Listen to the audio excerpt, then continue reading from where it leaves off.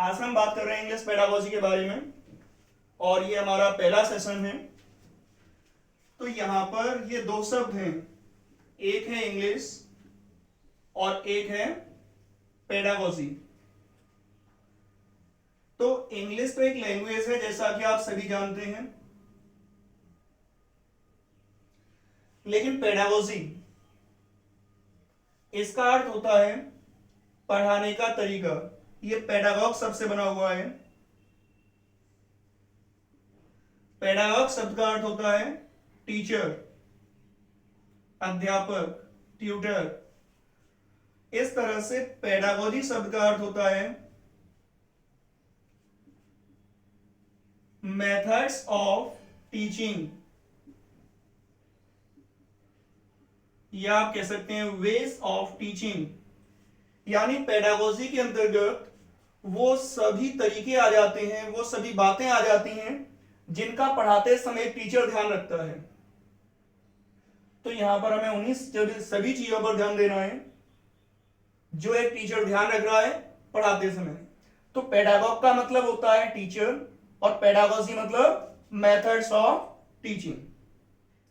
Is that clear? अब हम बात करते हैं आगे। देखिए लैंग्वेज, तो यहां पर लैंग्वेज क्या होती है हमें वो समझना है। लैंग्वेज को हम कह सकते हैं language is a medium of communication. वार्तालाप का जो मीडियम होता है वो लैंग्वेज कहलाता है। तो लैंग्वेज के लिए आप कह सकते हैं डिफाइन करते समय it is a medium of communication.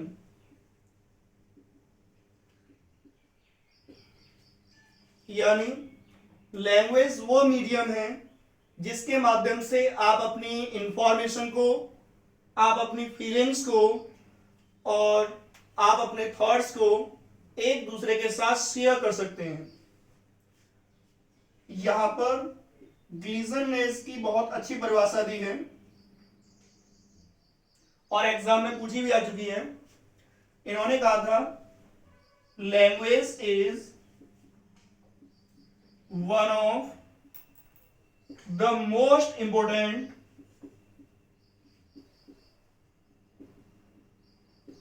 And characteristics form of human behavior।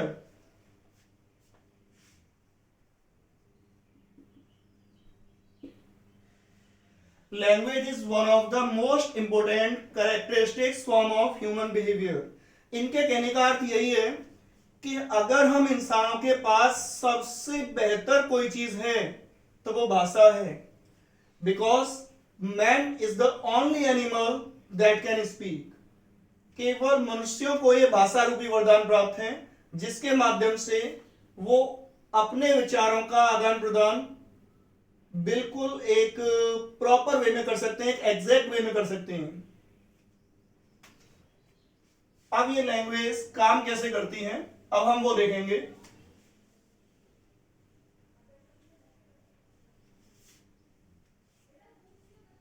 Language दो मोड पर काम करती है। कितने मोड पर काम करती है? दो मोड पर। एक होता है ओरल मोड और जो दूसरा मोड है वो है आपका रिटन मोड।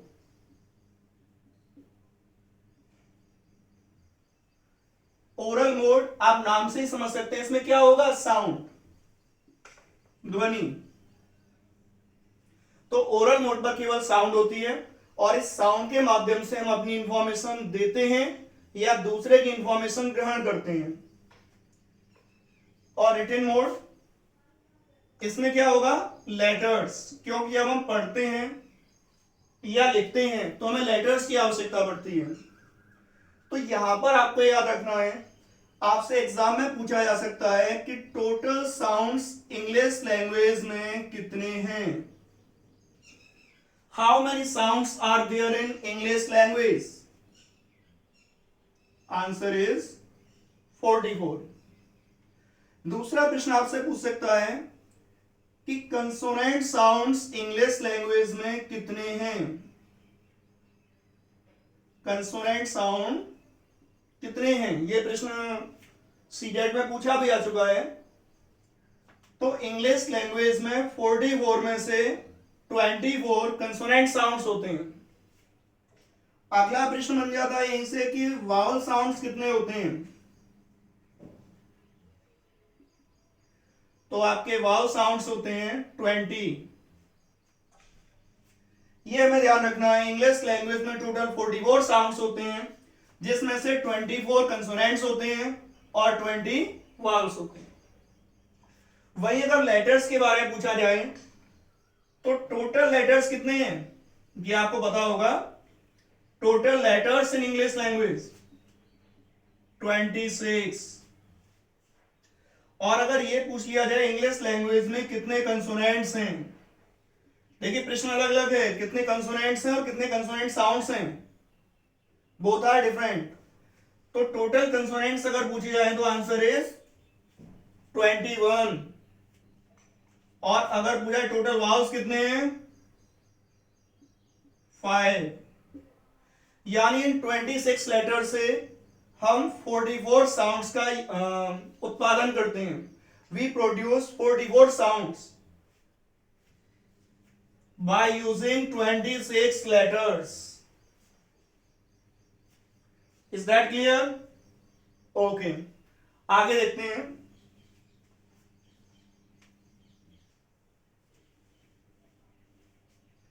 देखिए ओरल मोड पर क्या कर सकते हैं। ओरल मोड पर आप जब इंफॉर्मेशन ग्रहण करते हैं तो उसे कहा जाता है लिसनिंग, और जब आप ओरल मोड पे इंफॉर्मेशन देते हैं तो उसे कहा जाता है स्पीकिंग। तो ओरल मोड पर आपकी दो लैंग्वेज स्किल होती हैं, लिसनिंग एंड स्पीकिंग। इसी तरह से दो स्किल रिटन मोड पर भी होती हैं, एक इंफॉर्मेशन लेने के लिए, एक इंफॉर्मेशन देने के लिए। तो रिटन मोड पर यदि आप इंफॉर्मेशन ग्रहण करते हैं, रिसीव करते हैं, तो वो स्किल होती है रीडिंग। और जब आप इंफॉर्मेशन देते हैं रिटन मोड पर तो उसे हम कहते हैं राइटिंग। यानी लैंग्वेज स्किल्स कितनी है 4। कौन कौन सी, listening, speaking, reading and writing. इनको हम LSRW के सीक्वेंस में डिनोट करते हैं। अगर आपसे पूछा जाए कि लैंग्वेज स्किल्स का सीक्वेंस क्या है, ऑर्डर क्या है, इनकी ऑर्डरिंग क्या है, तो answer is listening, speaking, reading and writing. सबसे पहले लिसनिंग होती है, फिर स्पीकिंग होती है, फिर रीडिंग डेवलप होती है, देन राइटिंग डेवलप होती है। तो जब एक अध्यापक पढ़ा रहा है तो उसे इस चीज का ध्यान रखना है, उसे सबसे पहले लिसनिंग पर फोकस करना है, देन स्पीकिंग पर, देन रीडिंग पर एंड देन राइटिंग पर। अब इसमें आपको याद रखना है, अगर आपसे पूछा जाए कि प्राइमरी स्किल्स कौन कौन सी हैं, तो जो स्किल्स आपकी ओरल मोड पर हैं, यानी ये लिसनिंग एंड स्पीकिंग, इनको हम कह देते हैं प्राइमरी स्किल्स। कौन सी स्किल हैं जो ओरल मोड पर होती हैं, दोज आर प्राइमरी स्किल्स। और जो रिटन मोड पर होती हैं those are known as secondary skills.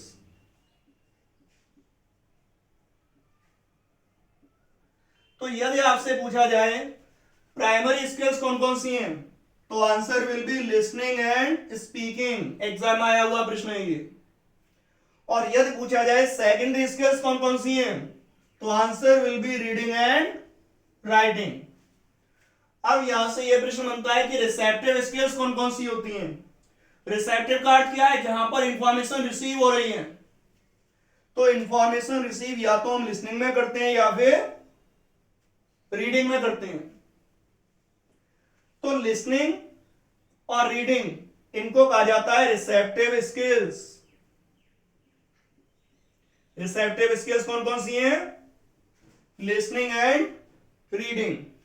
और अगर आपसे पूछा जाए एक्सप्रेसिव स्किल्स कौन कौन सी हैं, यानी वो स्किल्स जिसमें हम इंफॉर्मेशन को एक्सप्रेस करते हैं, अपनी फीलिंग्स को एक्सप्रेस करते हैं, तो अगर मुझे अपने आइडियाज को एक्सप्रेस करना है या तो मैं बोल के करूंगा या लिखकर करूंगा, इसलिए स्पीकिंग और राइटिंग को कहा जाता है एक्सप्रेसिव स्किल्स। एक्सप्रेसिव स्किल्स के साथ साथ इन्हें हम प्रोडक्टिव स्किल्स भी कहते हैं। प्रोडक्टिव स्किल्स इसलिए क्योंकि यहां पर आप इंफॉर्मेशन को प्रोड्यूस करते हैं। अगर आपको इंफॉर्मेशन प्रोड्यूस करनी है तो ओरल मोड पे आप स्पीकिंग के थ्रू प्रोड्यूस करेंगे, और अगर रिटन मोड पे करेंगे तो लिख करके इंफॉर्मेशन को प्रोड्यूस करेंगे। तो ये हमारी प्रोडक्टिव स्किल्स भी हैं। इसके साथ साथ इन्हीं को रीइंफोर्समेंट स्किल्स भी कहा जाता है। कौन सी स्किल्स? Reinforcement skills. तो रीइंफोर्समेंट की बात हालांकि आपके बीएफ स्किनर ने की है स्किल्स में, तो यहां पर रीइंफोर्समेंट स्किल्स भी हम स्पीकिंग और राइटिंग को ही कहते हैं। तो एक्सप्रेसिव स्किल्स, प्रोडक्टिव स्किल्स और रीइंफोर्समेंट स्किल्स आप एक साथ याद रख सकते हैं, स्पीकिंग एंड राइटिंग। जबकि रिसेप्टिव स्किल्स होती हैं लिसनिंग एंड स्पीकिंग।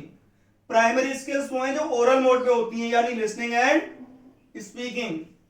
और सेकेंडरी स्किल्स वो स्किल्स हैं जो कि आपकी रिटन मोड पे होती हैं, यानी रीडिंग एंड राइटिंग।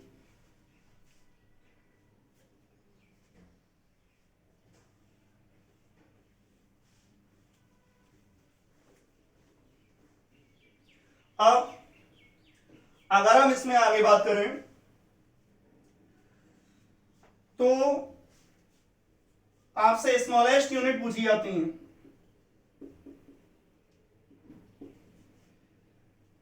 अब यहां पर आपको याद रखना है, स्मॉलेस्ट यूनिट से आपको धोखा नहीं खाना है कि स्मॉलेस्ट यूनिट किस चीज की पूछी जा रही है। That is the main thing. Smallest unit of sound. अगर उसने साउंड की सबसे छोटी यूनिट पूछी है तो आंसर विल बी फोनेम। ये एग्जाम में आ चुका है। Smallest unit of sound is called phoneme. और अगर आपसे पूछ ले smallest unit of language, language की सबसे छोटी यूनिट कौन सी है, तो आंसर होगा लेटर। लेटर लैंग्वेज की सबसे छोटी यूनिट है। और अगर यही प्रश्न हो जाए smallest unit of, smallest meaningful unit, smallest meaningful unit of language, यानी लैंग्वेज की सबसे छोटी अर्थपूर्ण इकाई, तो अब आपका आंसर ना फोनेम होगा ना ही लेटर होगा, अब आपका आंसर है वर्ड। उसका कारण है लेटर का अपना कोई मीनिंग नहीं होता। In the same way phoneme का भी अपना कोई मीनिंग नहीं है। कुछ फोनेम्स और कुछ लेटर्स मिलकर के एक वर्ड का निर्माण करते हैं that has its on meaning, जिसका अपना एक अर्थ होता है।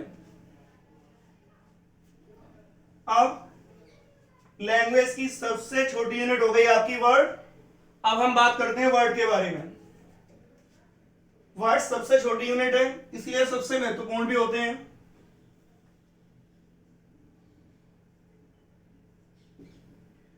वर्ड्स की कुछ कैटेगरीज होती हैं जो हमें याद रखनी है,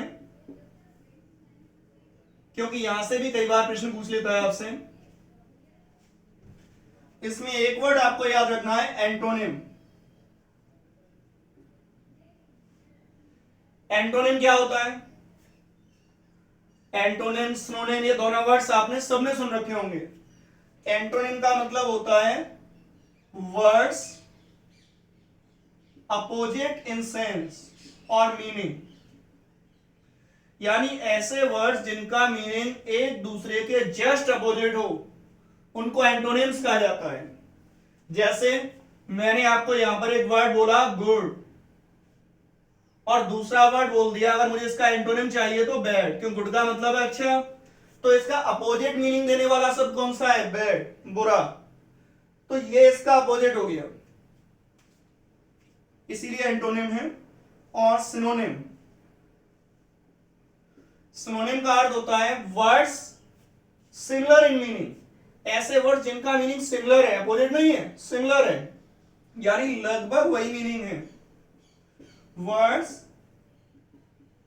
सिमिलर इन मीनिंग, ऐसे वर्ड्स जिनका मीनिंग सिमिलर होता है सिनोनिम्स कहलाते हैं, जैसे गुड और दूसरा वर्ड में दिया नाइस, तो गुड और नाइस का नियर बाय मीनिंग सेम है, इसलिए क्या है, सिनोनिम्स। ये दोनों वर्ड्स आपने सुन रखे होंगे। अब आगे बात करते हैं, एक वर्ड होता है पैरोनिम। पैरोनिम क्या होता है, पैरोनिम का मतलब है ऐसे वर्ड्स जिनको देखने पर लगता है कि इनका मीनिंग लगभग सेम होना चाहिए क्योंकि इनका ओरिजिन सेम है, बट ऐसा होता नहीं है, उनका ओरिजिन सेम लगता है, होता नहीं है, इसलिए उनके मीनिंग भी क्वाइट डिफरेंट होते हैं, तो ऐसे वर्ड्स को हम पैरोनिम्स कहते हैं।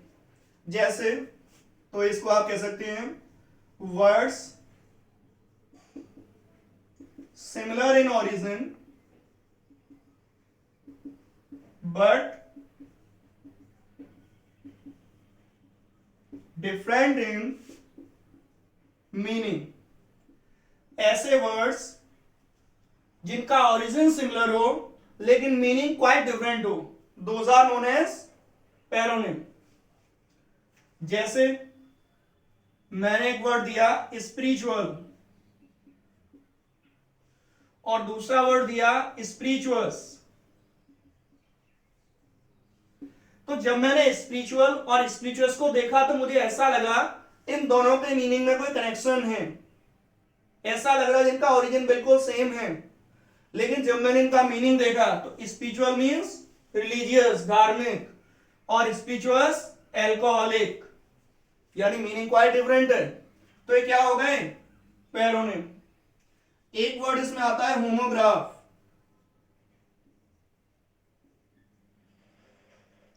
होमोग्राफ्स क्या होते हैं,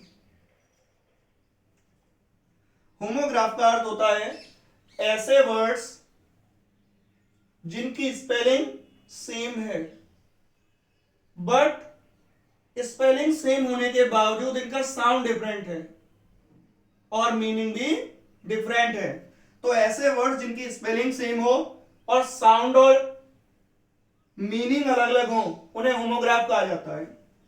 तो आप कह सकते हैं words having same spelling but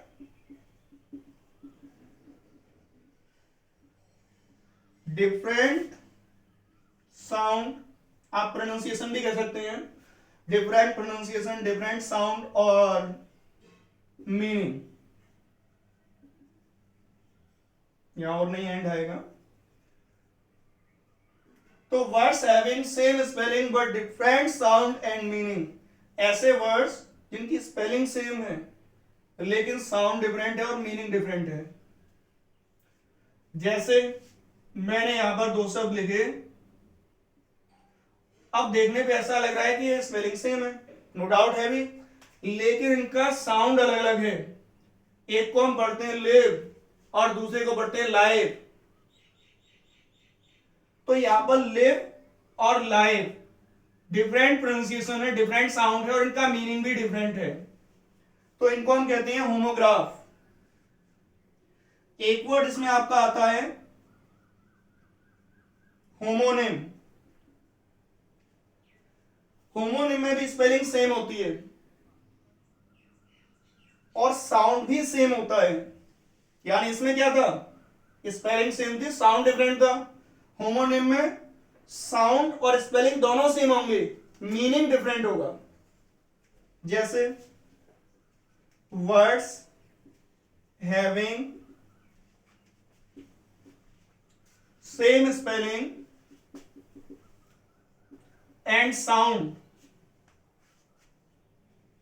but different meaning. यानी ऐसे वर्ड्स जिनकी स्पेलिंग और साउंड दोनों सेम है लेकिन मीनिंग अलग है.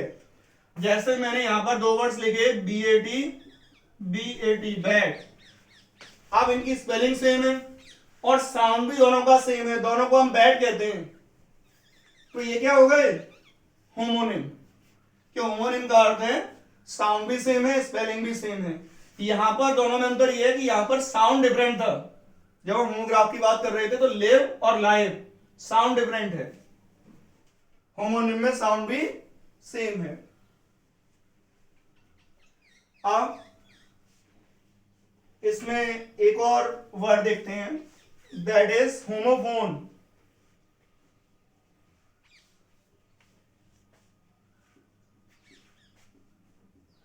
होमोफोन्स क्या होते हैं? होमोफोन का अर्थ होता है ऐसे वर्ड जिनकी स्पेलिंग अलग है लेकिन साउंड सिमिलर है. सेम तो नहीं कह सकते, सेम भी हो सकता है लेकिन सिमिलर है. तो ऐसे वर्ड जिनका साउंड सिमिलर हो, स्पेलिंग डिफरेंट हो. अब तक हमने होमोग्राफ और होमोनिम में क्या देखा था? स्पेलिंग सेम थी.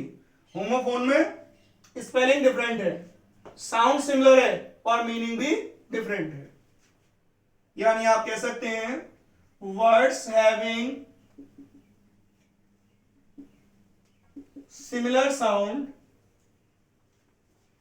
बट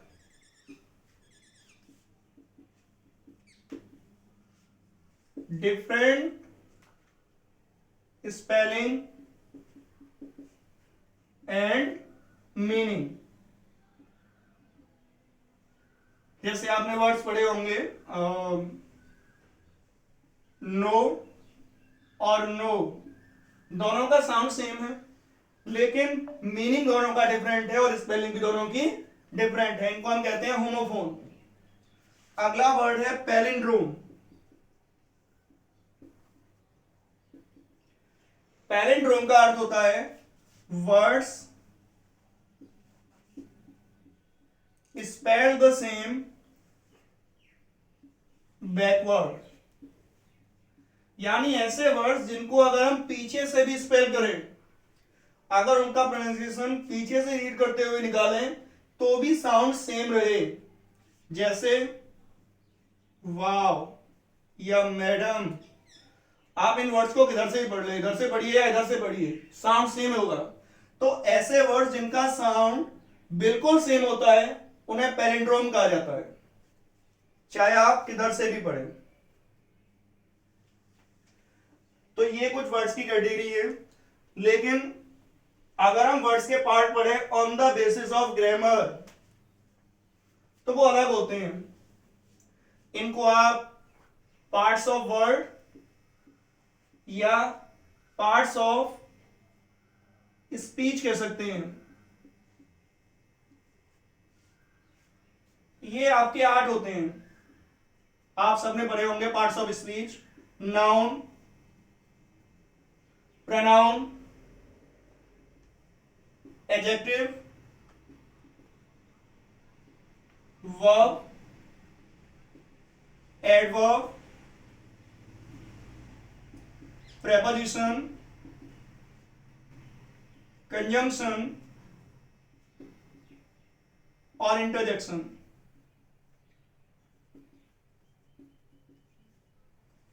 यह नाउन का अर्थ होता है अ मीनिंगफुल यूनिट.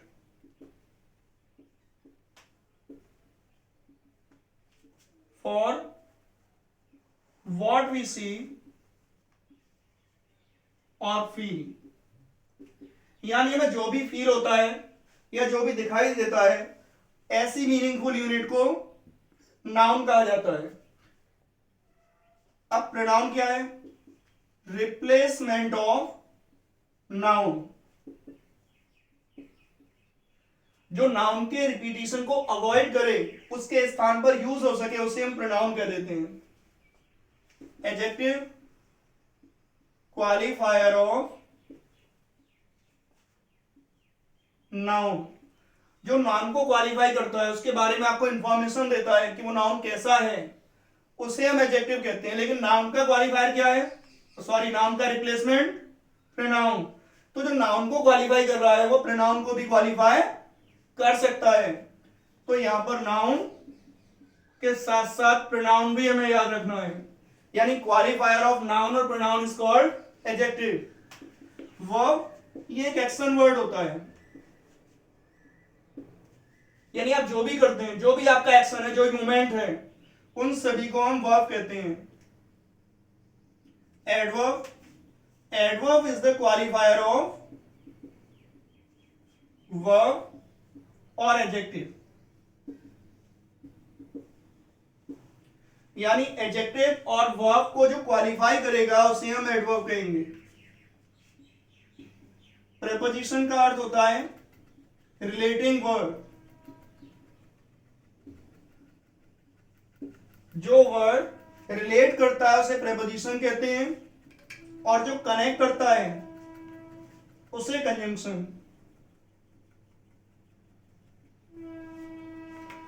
इंटर और इंटरजेक्शन का अर्थ होता है सडन फीलिंग एक्सप्रेसिंग वर्ड्स, यानी जो आपकी सडन फीलिंग को एक्सप्रेस करते हैं, ऐसे वर्ड्स को इंटरजेक्शन कहा जाता है। जब आप ग्रामर में इन पार्ट्स ऑफ स्पीच को पूरा पढ़ेंगे तो ये सभी पूरे के पूरे आपको क्लियर हो जाएंगे। अभी मैंने केवल इनका मीनिंग बताया है, क्यों कई बार पहचान पूछ ली जाती है सीटेट में। आपको एक पैसेज देगा और उसमें से एक वर्ड देगा और आपको 4 ऑप्शन दे देगा, it is noun, pronoun, adjective, adverb, verb, इस तरह के आपको ऑप्शन मिल जाते हैं। तो ये हमारे 8 पार्ट ऑफ स्पीच हैं, noun, pronoun, adjective, verb, adverb, preposition, conjunction और इंटरजेक्शन। इनको फर्दर अगर हम देखें तो चार के 2 पार्ट्स में डिवाइड किया गया है।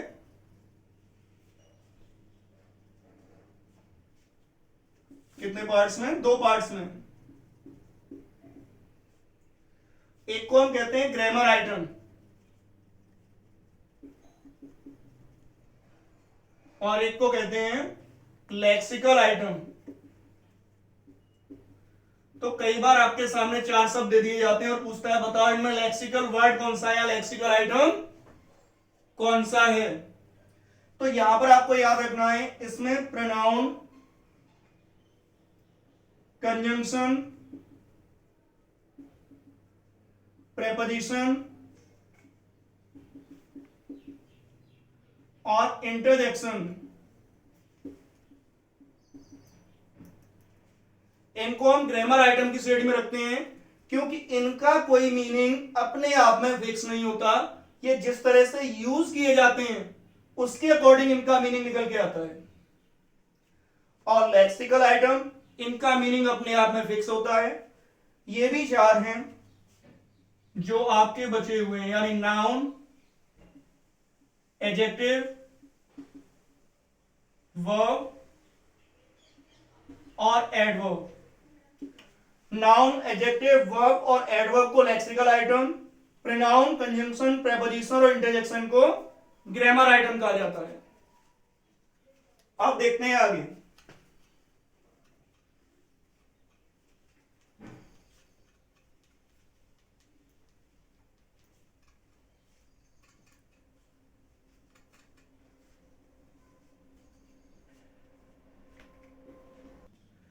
अब हम देखते हैं हाउ टू टीच वर्ड्स।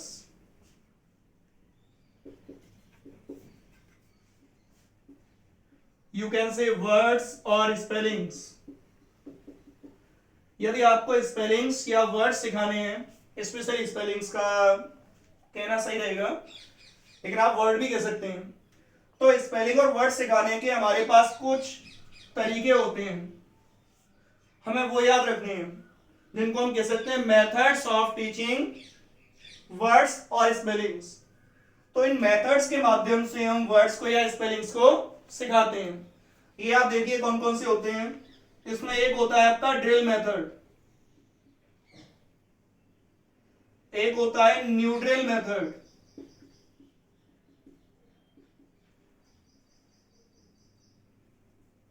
एक होता है ट्रांसक्रिप्शन मेथड,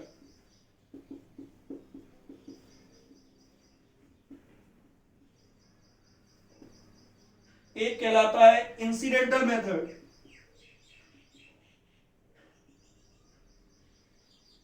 और एक है आपका प्लेवे मेथड।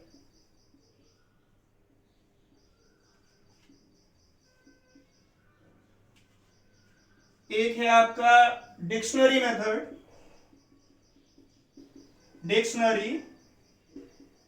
मेथड, और आपका लास्ट मेथड है सिखाने का डिक्टेशन मेथड।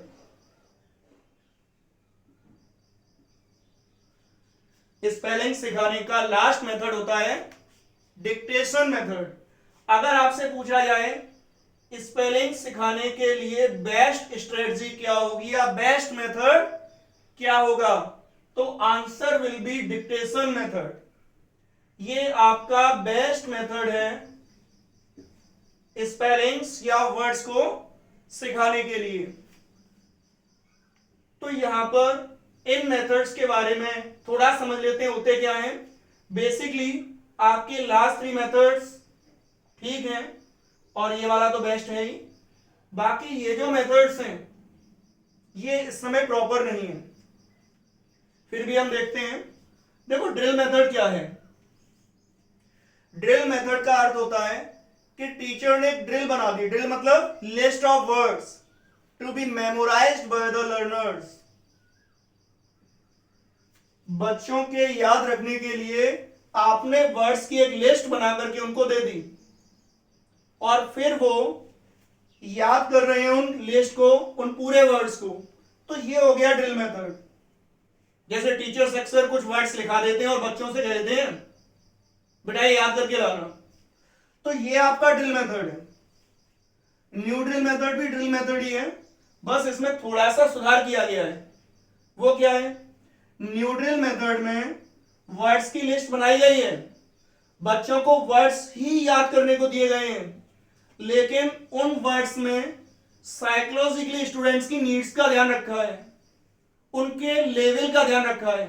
यानी बच्चों को पहले आप ऐसे वर्ड्स दे रहे हैं जो कि उनके एनवायरनमेंट में, उनके आसपास मौजूद हैं, और उनमें भी आप ये ध्यान रख रहे हैं कि वर्ड्स की लेवल क्या है। पहले 3 लेटर वर्ड्स, फिर 4 लेटर वर्ड्स, फिर 5 लेटर वर्ड्स। इस आधार पर आपने लिस्ट तैयार की है और बच्चों को याद करने के लिए दे दिया गया है। तो इन दोनों ही मेथड्स में रोट मेमोराइजेशन है, रट्टा मारना, और एनसीएफ इसका विरोध करता है। Transcription method. ट्रांसक्रिप्शन मेथड का अर्थ होता है कि जैसे कि आपने देखा होगा आजकल किताबों में चैप्टर के पीछे कुछ वर्ड्स दिए होते हैं या फिर फ्लैश कार्ड्स में। अब टीचर कह देता है कि आप इन वर्ड्स को कल अपनी नोटबुक में नोट करके लाना।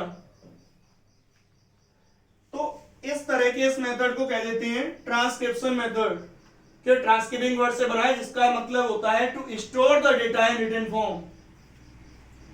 तो यहां पर बच्चे डायरेक्टली किताब से उन मीनिंग्स को अपनी नोटबुक में लिख रहे होते हैं और फिर उन्हें याद करते हैं।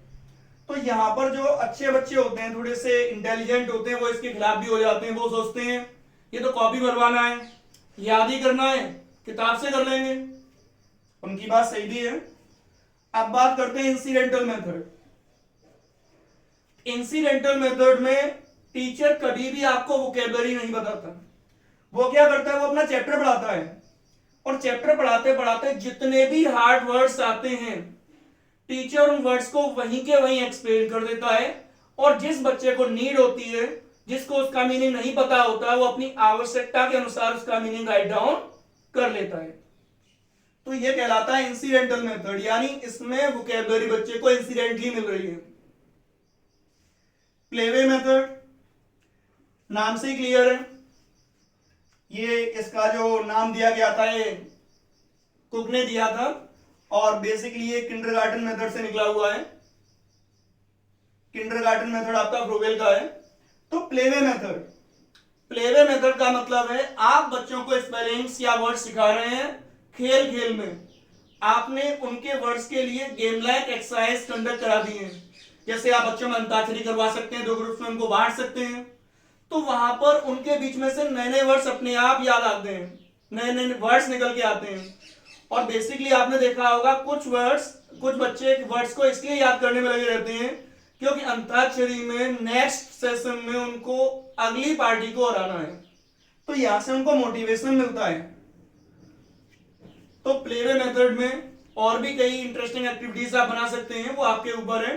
तो यहां पर आपको खेल खेल में बच्चों को वर्ड्स या स्पेलिंग्स सिखानी है।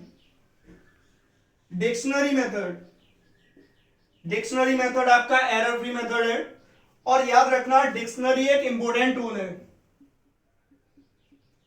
डिक्शनरी के काफी यूजेस हैं। वो क्या है? पहला एरर फ्री है,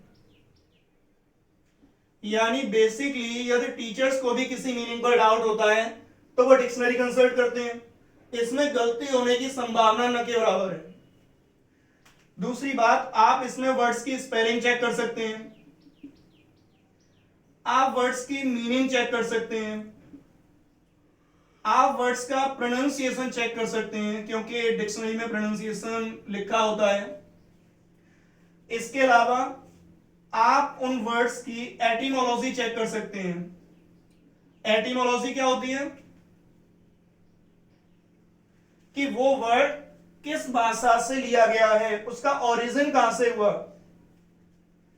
इसके अलावा आप उस वर्ड का पार्ट ऑफ स्पीच चेक कर सकते हैं। तो इन सभी बातों को ध्यान में रखते हुए हम कह सकते हैं डिक्शनरी एक बहुत ही इंपॉर्टेंट टूल है, और इसीलिए कुछ स्कूल्स में, कुछ क्लासेस में डिक्शनरी अनिवार्य कर दी जाती है। पॉकेट डिक्शनरी बच्चे रख के चलते हैं हमेशा, बट इसकी कमी यह है कि बच्चा इसमें एक्टिव नहीं रहता।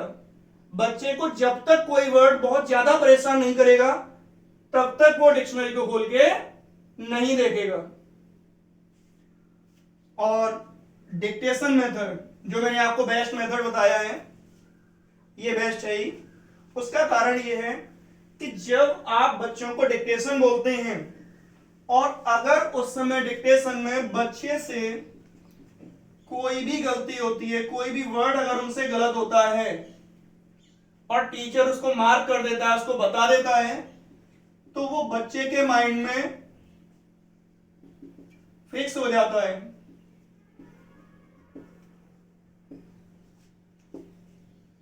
Fixes in the minds of the learners permanently. Permanently का मतलब होता है फॉर अ लॉन्ग ड्यूरेशन। तो यहां पर बच्चे के दिमाग में वर्ड्स का मीनिंग परमानेंटली फिक्स होने लगता है यदि डिक्टेशन के माध्यम से उसे वर्ड सिखाए जाते हैं। इसके अलावा first step to note making,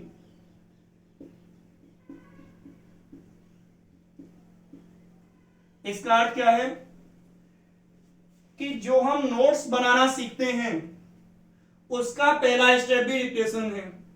जब टीचर डिक्टेट करता है तो धीमे धीमे स्टूडेंट्स नोट्स बनाना सीखते हैं, तो उसका पहला स्टेप डिक्टेशन है। इसके अलावा डेवलप्स एक्यूरेसी इन राइटिंग, यानी यहां पर बच्चे की राइटिंग स्किल डेवलप हो रही होती है और उसमें एक्यूरेसी आती है, क्योंकि डिक्टेशन में केवल स्पेलिंग चेक नहीं की जाती, कौन सा लेटर कैपिटल बनाना है, कहां पर इंटरोगेटिव मार्क लगाना है, कहां फुल स्टॉप लगाना है, तो इससे बच्चे में एक राइटिंग में एक्यूरेसी डेवलप हो रही होती है, और वो भी किससे आ रही है? डिक्टेशन से। इसके अलावा अटेंशन डेवलप होता है। अटेंशन इसलिए डेवलप हो रहा है कि जो भी टीचर ने कहा, जब बच्चा उस पर पूरी तरह से अटेंटिव होगा, अटेंशन देगा, तभी उसको डिक्टेशन को वो लिख पाएगा। तो यहां पर उनकी एकाग्रता, अटेंशन डेवलप हो रही होती है। इसके अलावा आप कह सकते हैं लिसनिंग स्किल इंप्रूव्स।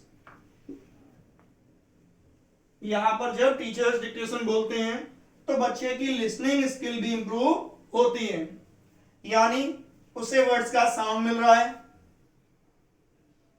इसीलिए उसका प्रोनाउंसिएशन भी बेहतर हो सकता है कि वो उसको इमिटेट करेगा, उसका अटेंशन डेवलप हो रहा है, राइटिंग में एक्यूरेसी डेवलप हो रही है, नोट मेकिंग का फर्स्ट स्टेप है, वर्ड्स उसको लॉन्ग ड्यूरेशन तक याद रह रहे हैं, इसीलिए ये मेथड आपका बेस्ट मेथड है।